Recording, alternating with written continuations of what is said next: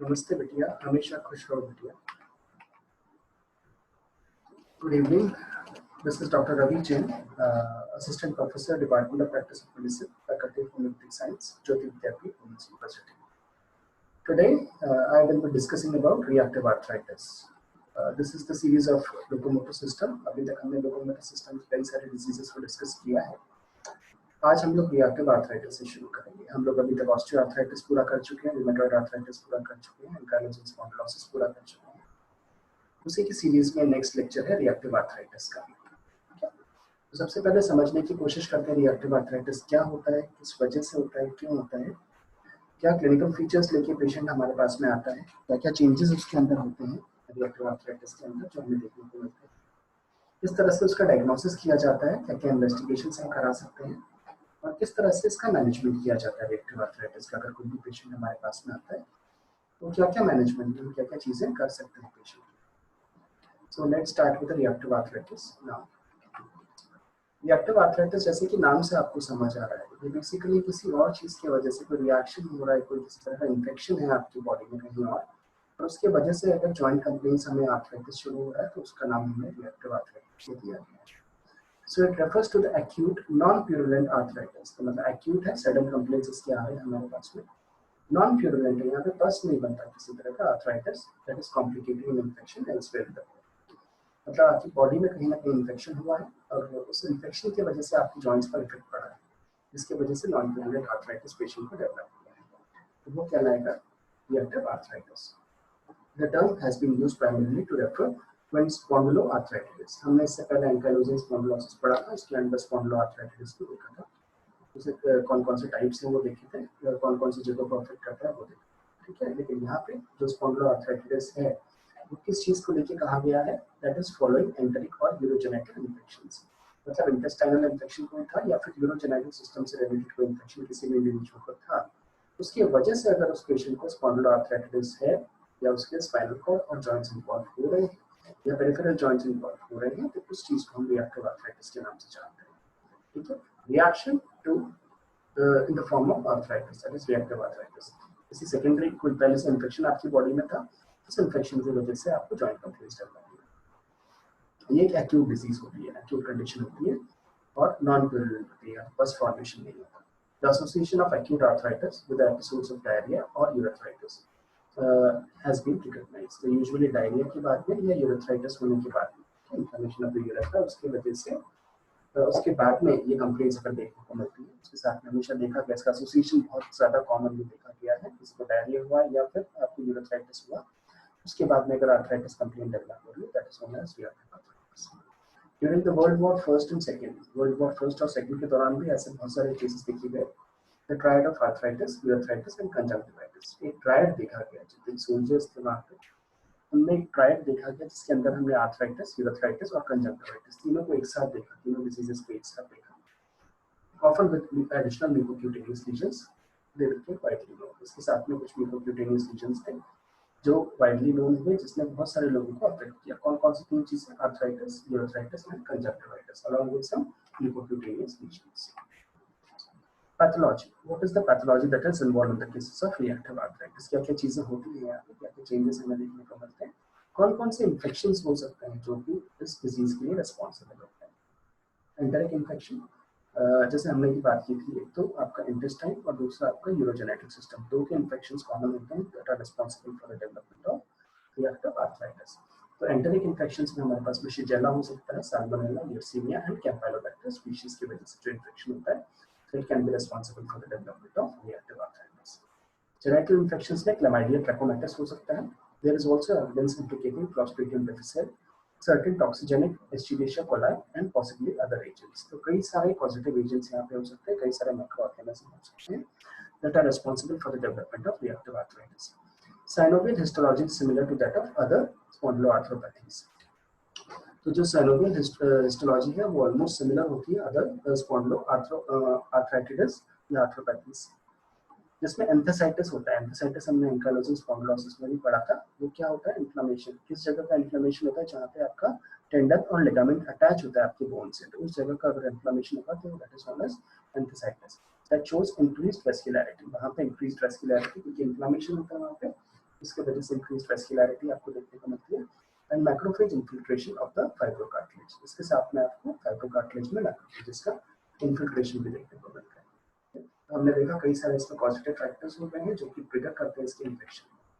अब ये वही चीज वापस से रिपीट की गई है यहाँ पे। Reactive arthritis has been associated with gastrointestinal infections with Shigella, Salmonella, Campylobacter species and other microorganisms as well as genitourinary infections, especially with the Chlamydia trachomatis। तो वही सारे नाम यहाँ पे दिए हैं कौन कौन से गैस्ट्रोइंटेस्टिनल और genitourinary systems, दो systems involved होते हैं, ठीक है। उन्हीं सब के नाम ये हैं Klebsiella, Shigella, Salmonella, Chlamydia, Mycoplasma।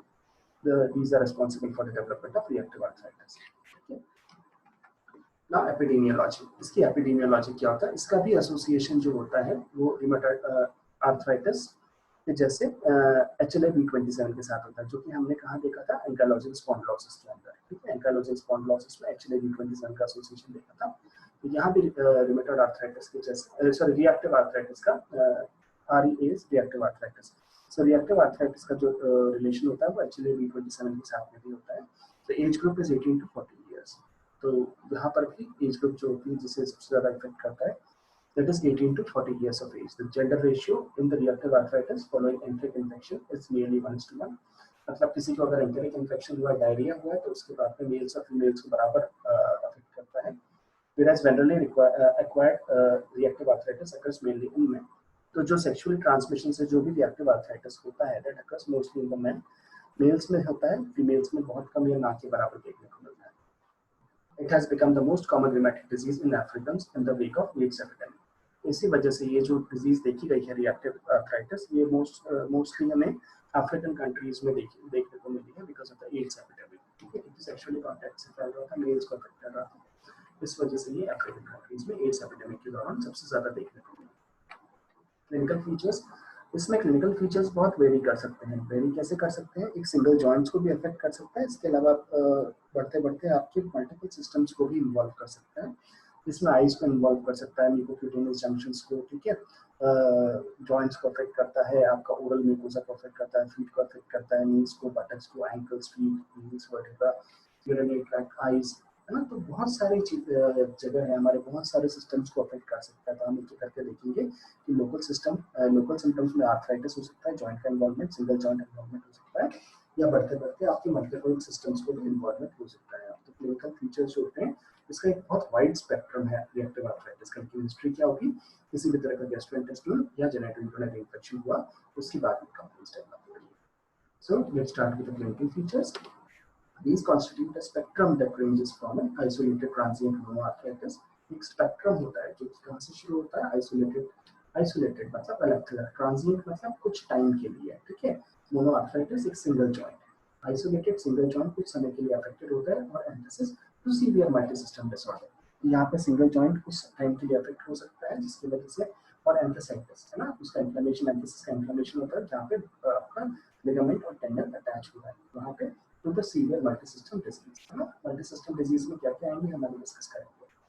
तो ये पता कैसे चलेगा कि इससे पहले कोई इन्फेक्शन हुआ था, जैसे मैंने आपको बताया कौन कौन से, गैस्ट्रोइंटेस्टिनल इन्फेक्शन या फिर जेनेटोयूरिनरी इन्फेक्शन, उसके बाद में कंप्लेंट डेवलप किया। A careful history elicit evidence of antecedent infection 1 to 4 weeks before the onset of symptoms। जब भी सिम्टम्स हमारे पास में आते हैं उससे 1 से 4 हफ्ते पहले इसी तरह का इन्फेक्शन पेशेंट को हुआ होता है, उसकी हिस्ट्री वो आपको देता है। The constitutional symptoms are fatigue, malaise, fever and weight loss। तो जो constitutional symptoms हैं, जो जनरल सिम्टम्स पेशेंट हमारे पास में लेके आता है, फीवर, बुखार होगा, उसके साथ में थकान होगी, फटीग होगी, मलेज होगा एंड वेट लॉस, पेशेंट का वेट लॉस होता है। यही सारे सिम्टम्स हमने इसमें एंकाइलोजिंग स्पॉन्डिलोसिस के अंदर भी देखे थे। उसके अंदर भी कॉन्स्टिट्यूशनल सिम्टम्स में ऑलमोस्ट सेम सिम्टम्स हैं, क्योंकि ये स्पॉन्डिलोआर्थराइटिस में आता है ना, ये वाली डिजीज भी उसके अंदर आती है, और एंकाइलोजिंग स्पॉन्डिलोसिस भी स्पॉन्डिलोआर्थराइटिस में भी आती है। Musculoskeletal systems are usually acute and onset. Ankylosing spondylosis धीरे धीरे डेवलप हुआ था, जबकि रिएक्टिव आर्थराइटिस बहुत तेजी से डेवलप होता है। इसके सिम्टम्स बहुत तेजी से आते हैं, उससे एंटीसीडेंट किसी तरह का इन्फेक्शन होता है। Arthritis is asymmetric and additive. जिसका इन्फ्लेमेशन होता है, आर्थराइटिस होता है, दैट इज एसिमेट्रिक, मतलब दोनों साइड को इन्वॉल्व नहीं करता है, जैसे कि एंकाइलोजिंग स्पॉन्डिलोसिस में भी एसिमेट्रिक होता है। लेकिन ये एडिटिव होता है। एडिटिव मतलब क्या होता है? पहले एक जॉइंट को अफेक्ट किया, उसके बाद में उसके एडिशन में दूसरे को, फिर तीसरे को, फिर चौथे को, ऐसे ऐसे करते करते वो जॉइंट्स बढ़ते जाते हैं, ऐड होते जाते हैं। with the involvement of a new joint occurring over a period of few days to 1 to 2 weeks. तो कुछ दिन से कुछ हफ्तों में बहुत सारे जॉइंट्स इसके अंदर ऐड हो जाते हैं। जो सबसे पहला इन्फेक्शन एक जॉइंट को था, वो बढ़ते बढ़ते बढ़ते बढ़ते और बहुत सारे जॉइंट्स को इन्वॉल्व कर लेता है। इसमें आपको मल्टी सिस्टम डिसऑर्डर है, मल्टीपल सिस्टम्स इन्वॉल्व हो सकते हैं, तो आई इन्फेक्शन आपको मिल सकता है, लोअर बैक पेन, डायरिया के बाद होता ही है ना, एंड यूरेथ्राइटिस के बाद होता है ये scaly skin patches on the genitalia, हम देखेंगे कैसा दिखता है, लेकिन skin patch on the sole होगा, सोल्स का भी पैच देखेंगे, सॉसेज फिंगर ये बहुत ज्यादा स्किन इंपॉर्टेंट फीचर होता है, सॉसेज टोज हो जाती है ना, सॉसेज की शेप में हो जाती है, swelling in the heels and knees and ball of the foot, तो ये सारे सिम्टम्स हमें याद रखने होते हैं। एडिटिव सिम्टम्स होते हैं, एक जॉइंट सबसे पहले एसिमेट्रिकल सिंगल जॉइंट पकड़ेगा, उसके बाद में बाकी के जॉइंट धीरे धीरे कुछ दिन से कुछ हफ्तों में ऐड होते जाते हैं। So clinical feature continues with the joint in the lower extremities. Lower extremities के जो joints होते हैं वो involve होते हैं, especially the knee, ankle and subtalar joint है ना। Metatarsophalangeal joints होते हैं, toe interphalangeal joint are common involved. Lower extremities में knee involve होती है, ankle involve होता है, subtalar metatarsophalangeal joint हो सकता है and the toe interphalangeal joints हो सकते हैं. These are commonly involved. The joint are usually quite painful. जो joints होते हैं वो quite painful होते हैं and tense with the joint effusions. तो पेनफुल होंगे, टेंस होंगे, एफ्यूजन उसमें आपको देखने को मिलेगी। Dactylitis, dactylitis is inflammation of the dactyl, dactyl मतलब फिंगर्स, तो फिंगर्स का जो इन्फ्लेमेशन होता है that is known as dactylitis है ना। और द सॉसेज डिजिट्स, तो मैंने आपको बताया था सॉसेज डिजिट की बात करेंगे कि आपकी जो फिंगर्स होंगी सॉसेज शेप में हो जाएंगी, ठीक है। Diffuse swelling of the solitary finger, एक सिंगल फिंगर इन्वॉल्व होगी यहाँ पे जिसमें कि डिफ्यूज सॉलिटरी स्वेलिंग आ जाएगी, और the toe is a distinctive feature. Tendinitis and fasciitis इसमें होगा, characteristic lesion producing pain but at multiple insertion site, ठीक है। तो टेंडिनाइटिस और फेशियाइटिस आपको मल्टीपल साइट्स में देखने को मिलेगा जहाँ इनका इंसर्शन होता है। साइट्स में एक्सिस इंसर्शन हो सकता है, प्लैंटर फेशिया पे आपको देखने को मिल सकता है, या site along the axial scalp, तो जहाँ पर भी टेंडन और फेशिया इंसर्ट होता है वहाँ पर उनके इंसर्शन साइट पे आपको पेन मिल सकता है। यहाँ फिंगर्स आपकी स्वोलन हो जाती है, सिंगल फिंगर आपकी स्वोलन हो सकती है, जिसकी वजह से सॉसेज डिजिट का शेप आता है, सॉसेज शेप आ जाता है, जिसको हम डेक्टिलाइटिस भी बोलते हैं। ये कुछ इंपॉर्टेंट फीचर्स जो याद रखनी है। रिएक्टिव आर्थराइटिस में आपको डेक्टिलाइटिस याद रखना है, सॉसेज शेप फिंगर याद रखनी है, इंसर्शन साइट्स पर टेंडिनाइटिस और फेशियाइटिस याद रखना है। ये देखिए आप स्वेलिंग किस तरह से दिख रही है, आपको नी जॉइंट इन्वॉल्व है, यहाँ पे एक्यूलेस टेंडन इन्वॉल्व है, इसके अलावा डेक्टिलाइटिस, ठीक है। डेक्टिलाइटिस में सिंगल फिंगर जो है वो स्वोलन हो रही है, आपके अकेले फिंगर स्वोलन है, बाकी सारे के सारे सही है, और ये फिंगर एकदम सॉसेज शेप है ना, सॉसेज जो होता है उसके जैसा शेप है। डेक्टिलाइटिस और सॉसेज शेप है, सिंगल फिंगर, यहाँ पे मल्टीपल फिंगर्स इन्वॉल्व है लेकिन ये ऐड होती गई है, पहले सिंगल फिंगर इन्वॉल्व थी, उसके बाद में धीरे धीरे ऐड होते होते बाकी के भी फिंगर्स ऐड होते हैं ना, इनिशियली सिंगल फिंगर ही आता है। इट इज अब इसके डेक्टिलाइटिस और सॉसेज फिंगर के बारे में लिखा हुआ है यहाँ पे। It is a pathological condition in which there is inflammation of the fingers and toes, giving them the shape of the sausage, sausage की शेप दे दिया जाता है, which give its name. The finger appears swollen and plump. एकदम swollen और plump हो जाती है, plumping fingers हो जाती है, and the affected individual find it difficult to adequately use the finger. तो जब सूजन आ जाएगी, उसमें swelling होगी, उसमें effusions होंगे, तो उसकी वजह से पेशेंट जो अपने फिंगर्स को ठीक से काम नहीं ले पाएगा, कुछ पकड़ नहीं पाएगा, कुछ काम कर नहीं पाएगा, इस वजह से इसको सॉसेज शेप फिंगर बोलते हैं। अब स्पाइनल कॉर्ड अगर अफेक्टेड होगी या लो बैक अफेक्टेड होगा, बटक होगा, तो उसमें भी पेन होगा, तो स्पाइनल लो बैक और बटक पेन क्वाइट कॉमन है, इसकी वजह से भी पेन होता है। ये एडिटिव होते हैं, मतलब एक से दूसरा जॉइंट ऐड होता जाता है, caused by the insertion inflammation। तो जहाँ पर भी इंसर्शन होगा, एम्फेसिस जहाँ पर भी होगा वहाँ पर इन्फ्लेमेशन होगा, एम्फेसाइटिस कहलाती है, ठीक है। मसल स्पाज्म हो जाएगा, acute sacroiliitis arthritis in the intervertebral joint, intervertebral joints में भी इन्फ्लेमेशन हो जाएगा, पेन हो जाएगा और आर्थराइटिस हो जाएगा। अब यूरोजेनेटल रीजन है ना, यूरोजेनेटल रीजन्स में आपको क्या क्या देखने को मिल सकते हैं, in the males urethritis, males के अंदर यूरेथ्राइटिस है, क्योंकि उसके बाद ही तो डेवलप होता है, यूरेथ्राइटिस होगा उसके बाद में रिएक्टिव आर्थराइटिस होगा। मेल्स में आपको लीजन्स, क्योंकि this is more common in males है ना, सेक्सुअल कॉन्टैक्ट से होता है, तो यूरेथ्राइटिस होगा occurs in both post venereal and post enteric reactive arthritis. तो ये जो होता है यूरोजेनेटल रीजन, ये दोनों केसेस में होगा आपको। पोस्ट एंट्रल भी होगा, मतलब जिसके अंदर आपका इंटेस्टाइनल इन्वॉल्वमेंट है, तो इन्फेक्शन उसके वजह इसके बाद भी हो सकता है एंट्रल, या फिर आपका जो पोस्ट वेनरल भी हो सकता है, जिसमें कि सेक्सुअल कॉन्टैक्ट के बाद भी हो सकता है। Prostatitis is also very common, तो मेल्स में है तो उसमें प्रोस्टेटाइटिस भी हो सकता है, in female cervicitis and salpingitis is more common, ठीक है। सर्विक्स का इन्फ्लेमेशन या फिर फैलोपियन ट्यूब का भी इन्वॉल्वमेंट हो सकता है, may be caused by either the infectious trigger, तो वो किस वजह से हो सकता है, या तो आपका जो इन्फेक्शन है उसका ट्रिगर होता है, और by the sterile reactive process. Sterile reactive process की वजह से हो सकता है। ऑक्यूलर डिजीज, क्योंकि मल्टीसिस्टम डिसऑर्डर है, कई जगह पे इफेक्ट करता है, तो अगर आईज में इफेक्ट करता है तो ऑक्यूलर डिजीजेस में क्या होता है, ट्रांजिएंट एसिम्प्टोमेटिक कंजक्टिवाइटिस। मैंने ट्राई करा था ना थोड़ी देर पहले, तो उसमें कंजक्टिवाइटिस भी आया था। तो एसिम्प्टोमेटिक कंजक्टिवाइटिस हो सकता है, एग्रेसिव एंटीरियर यूवियाइटिस, तो उससे बढ़ते बढ़ते अग्रेसिव फॉर्म में एंटीरियर यूवियाइटिस भी हो सकता है and may result in blindness. तो इसके वजह से पेशेंट अंधा भी हो सकता है, ब्लाइंड भी हो सकता है। तो इतनी ज्यादा सीवियरिटी आपके पेशेंट ब्लाइंड तक हो गया। शुरुआत कहाँ से हुई थी कि दस्त लगी थी या फिर आपका जेनेटोयूरिनरी इन्फेक्शन हुआ था, यूरेथ्राइटिस हुआ, उसके वजह से जॉइंट इन्वॉल्व हुए, सिंगल जॉइंट, मल्टीपल जॉइंट्स, और उसके वजह से बढ़ते बढ़ते आपका विजन चला गया आंखों का, उसकी वजह से आपको बिल्कुल blindness. Mucocutaneous lesion, mucocutaneous lesions कैसे होते हैं? These are painless lesions. तो जो जैसे पेनिस की शाफ्ट को देखने को मिलेगा, है ना, हमें ग्लांस पेनिस का आपको देखने को मिलेगा या ओरल म्यूकोसा में देखने को मिलेगा। These are usually painless lesions, है, दर्द बिल्कुल भी नहीं होता। केराटोडर्मा बेनोरेजिका क्यूटेनियस वेसिकल्स बनते हैं। केराटोडर्मा बेनोरेजिका क्या है? These are the cutaneous vesicles that becomes hyperkeratotic, most common on the soles and palms. Soles मैंने आपको बताया था ना, पैर को भी हम क्या होता है, केराटोडर्मा बेनोरेजिका, उसमें थिकनिंग हो जाती है, हार्डनिंग हो जाती है, हाइपरकेराटोसिस हो जाता है on the soles and palms. Nail changes होते हैं यहाँ पे, these are common and consist of onycholysis। तो नेल्स भी चेंजेस जिसको onycholysis बोलते हैं। एंड अनकॉमन मैनिफेस्टेशंस, यहाँ पे कुछ अनकॉमन मैनिफेस्टेशंस भी होते हैं जो यूजुअली आपको देखने को नहीं मिलते, ठीक है, जिसमें हम लोग क्या करते हैं, न्यूरोपेरिकार्डाइटिस होता है, कार्डियक कंडक्शन डिफेक्ट्स हो सकता है, एओर्टिक रिगर्जिटेशन हो सकता है, न्यूरोलॉजिकल मैनिफेस्टेशंस हो सकते हैं, सेकेंडरी अमाइलोइडोसिस हो सकता है। यहाँ हमने म्यूकोक्यूटेनियस लीजंस देखे, नेल चेंजेस देखे और अनकॉमन मैनिफेस्टेशंस। अनकॉमन मैनिफेस्टेशंस में हमने neuropericarditis, cardiac conduction defects, aortic regurgitation, neurological manifestations and secondary amyloidosis. ये अनकॉमन होते हैं, बहुत ज्यादा कॉमनली आपको पेशेंट में देखने को मिलते हैं। ये देखिए आप जो चेंजेस आपने देखिए, ग्लास पेनिस का देखिए, पेनिस के ऊपर देखिए नेल चेंजेस देखिए, है ना, फुट सोल्स पर देखिए, mucus membrane of mouth, mouth में टंग को देखिए, ये सारे चेंजेस किस वजह से आ रहे हैं? ये इन्फेक्शन की वजह से आ रहे हैं, ठीक है। ये इन्फेक्शन की वजह से रिएक्टिव आर्थराइटिस आगे जाके डेवलप हो जाता है। Arthritis typically persist for 3 to 5 months। ये जो आर्थराइटिस होता है यूजुअली 3 से 5 महीने के लिए रहता है, but recurrence of the acute syndrome are common. 3 से 5 महीने के बाद में यूजुअली वो ठीक हो जाता है, लेकिन उसके बाद भी रिकरेंस इसकी वापस से हो सकती है। एक बार ठीक हो जाए तो उसके बाद वापस से भी वो आ सकता है। Work disability or forced change in occupation is common in those with persistent joint symptoms। अगर persistent joint symptoms होते हैं पेशेंट की, तो लगातार उसको जॉइंट्स में पेन बना हुआ रह रहा है, उसको तकलीफ है, तो उसके वजह से कई बार उसको अपना काम भी छोड़ना पड़ जाता है या काम बदलना पड़ जाता है, क्योंकि वो अपना काम ठीक से नहीं कर पाता। तो जॉइंट इन्वॉल्वमेंट है, मल्टीपल जॉइंट इन्वॉल्वमेंट की वजह से वो अपना काम नहीं कर पा रहा है, उस वजह से कई बार पेशेंट्स को अपना जॉब छोड़ना पड़ता है या फिर जॉब बदलना पड़ जाता है। Chronic heal pen is distressing, कई बार हील्स में भी इफेक्ट होता है, हमने पढ़ा था, उसमें हील पेन्स में कैल्केनियल स्पॉट बना और उसके साथ में हील पेन बहुत। यहाँ पे बेसिकली हो क्या रहा है आपका, एंथेसाइटिस, है ना, कुछ बन नहीं रहा। एंथेसाइटिस मतलब एंथेसिस, जहाँ पे आपका टेंडन में लिगामेंट इंजरी हुआ है, वहाँ पे इन्फ्लेमेशन की वजह से ये पेन डेवलप होता है, ठीक है।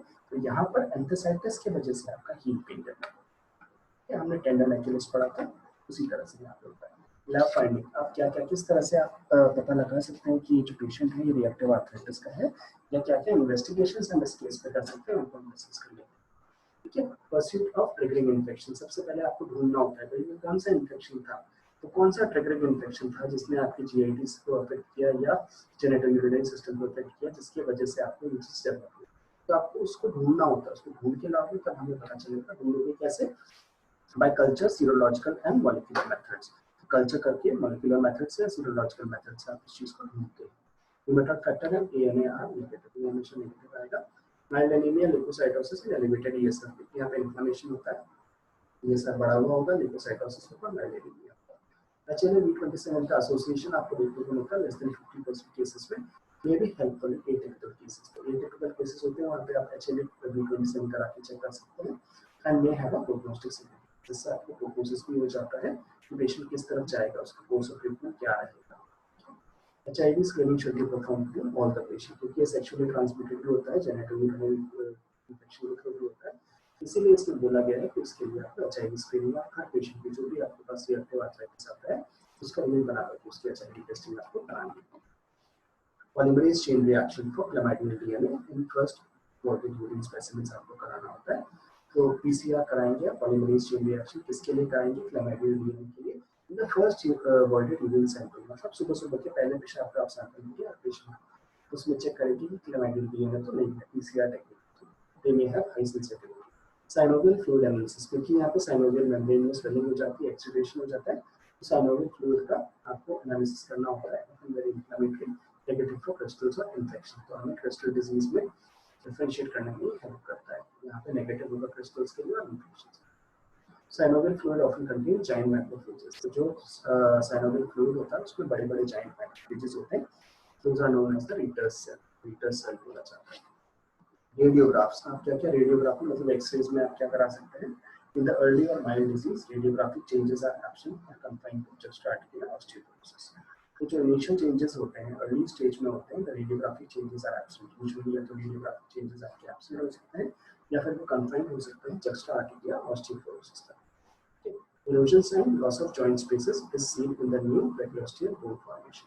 यहाँ पे आपको erosion देखने को मिल सकता है या फिर loss of joint space देखने को मिल सकती है with the new periosteal bone formation, नई bone formation के साथ, जैसे osteoarthritis के अंदर नई bone formation देखने को मिलता है, उसी तरह से reactive arthritis में भी होता है। Ossification of the emphasis, यहाँ पर भी जो emphasis है उसका ossification हो जाता है, sacroiliitis देखने को मिल सकता है, that is often unilateral, क्योंकि ये जो disease है इसको unilateral involvement होता है।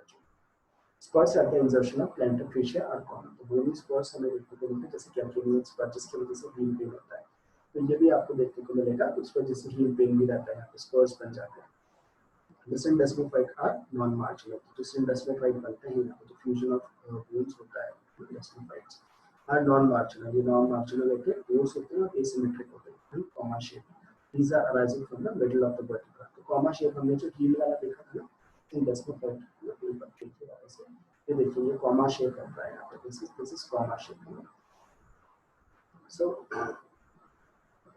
डेस्मोफाइट यहाँ पे बन जाते हैं हमारे पास पे, comma shape arising from the middle of vertebra, ऐसे ही कॉमा शेप, तो वहाँ तो कैल्केनियल स्पर था बेसिकली, लेकिन कॉमा शेप आपको ये चीजें कई जगह मिलेंगी, कॉमा शेप, कैल्केनियल स्पर भी आपका कॉमा शेप है, और सिंडेस्मोफाइट अगर बनता है वर्टिब्रल बॉडी के अंदर वो भी कॉमा शेप बनता है, तो pattern is less commonly seen in primary ankylosing spondylosis, तो ये जो होता है जो कॉमा शेप आता है एंकाइलोजिंग स्पॉन्डिलोसिस में भी हमने पढ़ा था कि फ्यूजन होता है, सिंडेस्मोफाइट्स फॉर्मेशन होता है, लेकिन वहाँ पे कॉमा शेप नहीं है, यहाँ पे कॉमा शेप मिलेगा, जो कि वर्टिब्रल बॉडी से आपको मिलता है। Progression to the fusion is uncommon, तो जैसे हमने पढ़ा था एंकाइलोजिंग स्पॉन्डिलोसिस में कि वो बढ़ते बढ़ते आगे जब फ्यूज हो जाता है, वो फ्यूजन यहाँ पे नहीं देखने को मिलता, वो अनकॉमन होता है रिएक्टिव आर्थराइटिस के। डिफरेंशियल डायग्नोसिस कौन कौन से डिजीजेस में जो कि रिजेंबल करती है हमारे एंकाइलोजिंग स्पॉन्डिलोसिस, रिएक्टिव आर्थराइटिस से आपकी सेप्टिक आर्थराइटिस रिजेंबल कर सकती है ग्राम पॉजिटिव और gram negative bacteria, gonococcal arthritis resemble कर सकती है, क्रिस्टलाइन आर्थराइटिस हो सकती है, सोरियाटिक आर्थराइटिस हो सकती है, तो these conditions resembles reactive arthritis. Now what is the treatment protocol? Treatment क्या रहता है इसका? Most of the patients with reactive arthritis benefit from the high doses of NSAIDs. तो जो patients होते हैं उनको high doses of NSAIDs से benefit मिलता है, इंडोमेथिसिन दी जाती है, is the initial treatment of choice, तो इंडोमेथिसिन is the first initial treatment of choice. Prompt antibiotic treatment of acute chlamydial urethritis to prevent subsequent reactive arthritis. तो अगर आप स्टार्टिंग में पेशेंट हमारे पास में आता है उसके साथ में एंटीबायोटिक दे देते हैं और क्लैमाइडियल यूरेथ्राइटिस दे देते हैं, तो ये सब्सिक्वेंट रिएक्टिव आर्थराइटिस को होने से रोक सकता है। टेंडिनाइटिस और अदर एंथ्रासाइटिक लीजन्स में भी बेनिफिटेड फ्रॉम द इंट्रालीजनल ग्लूकोकॉर्टिकॉइड्स, तो अगर टेंडिनाइटिस हो गया या एंथ्रासाइटिस हो गया तो उसमें आप इंट्रालीजनल ग्लूकोकॉर्टिकॉइड के इंजेक्शन लगा के और उस चीज को इन्फ्लेमेशन को कम कर सकते हैं, जिससे डैमेज हो। Skin lesions ordinarily require only symptomatic topical treatment, तो जो भी हमने देखा है स्किन लीजन्स हैं या म्यूकोक्यूटेनियस लीजन्स हैं या म्यूकस मेम्ब्रेन में जो लीजन्स हो रहे हैं उसमें टॉपिकल ट्रीटमेंट से ही आराम मिल जाता है पेशेंट को। सो दिस इसके अलावा यूवियाइटिस आइज का इन्वॉल्वमेंट अगर है, हमने देखा था आइज में ब्लाइंडनेस तक हो सकती है, तो they require the therapy for the ocular और सिस्टमिक ग्लूकोकॉर्टिकॉइड, उसके लिए आपको ऑक्यूलर या सिस्टमिक ग्लूकोकॉर्टिकॉइड्स की जरूरत पड़ती है। सल्फासेलेजिन दिया जा सकता है, मेरी बेनिफिशियल इन द पेशेंट में परसिस्टेंट रिएक्टिव आर्थराइटिस, तो ऐसे पेशेंट जिनमें परसिस्टेंट पेन रह रहा है, जॉइंट्स धीरे धीरे बढ़ते जा रहे हैं, उनके अंदर सल्फासेलेजिन देके पेशेंट को रिलीव किया जा सकता है। So this was all about reactive arthritis and the next lecture we will be studying about psoriatic arthritis. मैं समझता हूं कि आपको काफी कुछ समझ में आया होगा, ये थोड़ा सा फास्ट चल रहा है, लेकिन ये जो भी लेक्चर्स मैंने बनाए हैं ये आपके लॉकडाउन के लिए बनाए हैं, लॉकडाउन की वजह से जो क्लासेस नहीं हो पा रही उनको कोप अप करने के लिए लेक्चर्स बनाए जा रहे हैं, जिसको हमें बोला गया है 15 से 30 मिनट का, 25 मिनट का, क्योंकि मैं जानता हूँ उससे ज़्यादा आप लोग फोकस भी नहीं कर पाएंगे। और अगर मैं इसे टुकड़ों में बांटता हूँ इन टॉपिक्स को, तो फिर आपके लिए उसे याद करना बहुत मुश्किल हो जाता है। कुछ लेक्चर्स जैसे ऑस्टियोआर्थराइटिस है, रूमेटॉइड आर्थराइटिस है, मैंने डिवाइड भी किया 3 लेक्चर्स में। लेकिन ये सारे जितने भी चैप्टर्स हैं, एंकाइलोसिंग स्पॉन्डिलोसिस, रिएक्टिव आर्थराइटिस है, सोरियाटिक आर्थराइटिस, ये सब छोटे-छोटे टॉपिक्स हैं। तो मैं चाहता हूँ कि ये एक लेक्चर में ही खत्म हो जाए, 25-30 मिनट के अंदर खत्म हो जाए, ताकि आपका फोकस बना रहे। 30 से 40 मिनट के बाद आप लोगों को सोचने समझने की शक्ति खत्म हो जाती है। इवन आफ्टर 30 मिनट्स आप लोगों को क्या चल रहा है वो आप कहीं और चले जा रहे हैं। इसलिए मैं कोशिश करता हूँ कि इस टॉपिक को 30 मिनट के अंदर-अंदर खत्म कर दूँ, जैसे 30 मिनट के अंदर। So this was all about reactive arthritis. In the next lecture, I will be talking about psoriatic arthritis. एक बार वापस से सुनना, ये आपकी YouTube पे अवेलेबल रहेगा, आप कितनी बार भी सुन सकते हैं। साथ में इसका पीपीटी और जो नोट्स है मैं आप लोगों को पोर्टल पे प्रोवाइड करवा रहा हूँ, तो वो भी आप लेकर देख सकते हैं। अगर कुछ मिस हो गया, आपको समझ नहीं आया तो आप वहाँ से भी पढ़ सकते हैं। अदरवाइज आपकी बुक का आपके पास सारे नोट्स आपकी बुक से ही बनाए हैं। So the session was powered by digital version 2.0 Jyoti Vidyapith Women's University. I hope you are satisfied with my digital session. If you have any query, please mention it in the comment box. I'll try to resolve it. So that was all for today. Thank you very much. This was Dr. Ravi signing off for now. Have a good day.